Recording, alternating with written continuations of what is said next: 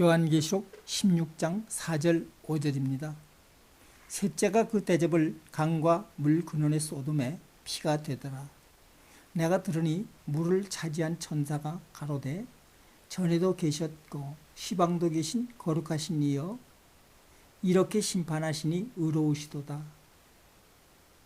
일곱 대접 재앙은 말씀의 세계를 정결케 하시는 하나님의 심판입니다.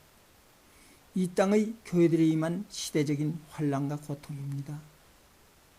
일곱 대접을 땅에 쏟을 때마다 일어나는 여러 가지 현상들은 이제까지 드러나지 않았던 교회들이 또 다른 모습입니다.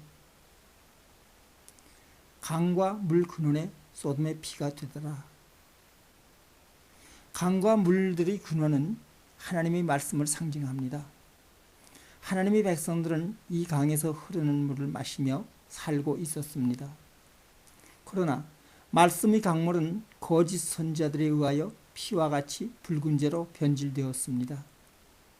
이것이 셋째 천사에 의하여 드러나는 교회들의 실상입니다.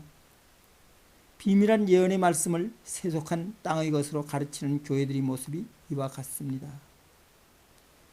에스겔서 봅니다. 너를 열국에서 젊은 사자에 비하였더니 실상은 바다 가운데 큰 악어라. 강에서 뛰어 일어나 발로 물을 요동하여 그 강을 더럽혔도다. 같은 에스겔서입니다. 좋은 꼴 먹은 것을 작은 일로 여기느냐? 어찌하여 남은 꼴을 발로 밟았느냐? 너희가 맑은 물 마신 것을 작은 일로 여기느냐? 어찌하여 남은 물을 발로 더럽혔느냐? 나의 양은 너희 발로 밟은 것을 먹으며 너희 발로 더럽힌 것을 마시는도다. 물을 차지한 천사에 대하여 묵상합니다. 다른 성경본에서는 물을 주관하는 천사라고 번역합니다. 물을 차지한 천사는 진리 안에 거하는 성도입니다. 본문이 물을 차지한 천사를 단수라고 할 근거는 없습니다. 예로 요한계시록 7장 2절 3절을 보면 하나님의 인을 가지고 해돋는 데로부터 올라온 다른 천사도 우리라는 복수로 자신들을 지칭하고 있습니다. 물을 차지한 천사의 역할은 하나님이 거룩하시고 의로우신 심판을 찬양하는 것입니다.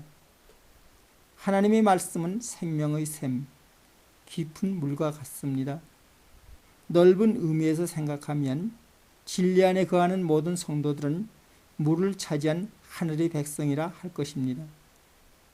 모든 성도들이 하나님의 말씀을 공유하고 있기 때문입니다. 악한 자들은 성도들과 선지자들의 피로 말씀의 세계를 오염시켰습니다. 그들에게 행위대로 갚으시는 하나님의 심판은 의로우십니다. 천사는 하나님을 향하여 전에도 계셨고 시방도 계시는 분이심을 강조합니다. 이러한 시제의 구분은 전에도 공의로 심판하셨던 그 하나님께서 이제도 공의의 심판을 행하시고 계심을 뜻합니다. 요한계시록 16장 6절 7절입니다. 저희가 성도들과 선지자들의 피를 흘렸으므로 저희로 피를 마시게 하는 것이 합당하니이다 하더라. 또 내가 들으니 제단이 말하기를 그러하다.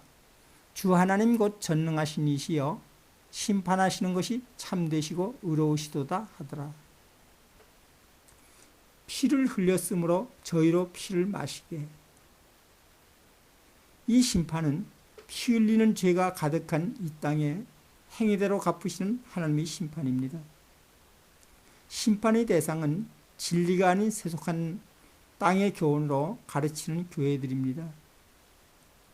그들이 성도들과 선지자들이 의로운 피를 흘리게 하였으므로, 즉 세속한 비진리로 수많은 심령들을 죽였으므로 그 피값을 찾으시는 하나님의 심판입니다.